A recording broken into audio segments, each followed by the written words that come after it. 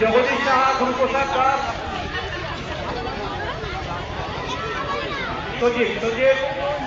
দুজন আছে গো, first second আছে। অভিনন্দন জানান। রতন পালে এসেছে, দেখো রাজারহাট ক্রস করে দিয়ে যাচ্ছে। নাম্বার প্লেটটাকে শো করবেন। বোর্ড অফিসিয়াল যিনি আছেন নাম্বার প্লেটটা শো করুন।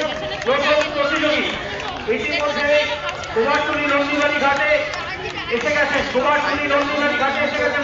ওই সাইড থেকে যাবো, চলো। প্রথম দ্বিতীয় খুব হাড্ডাহাড্ডি লড়াই চলছে। একটু জোরে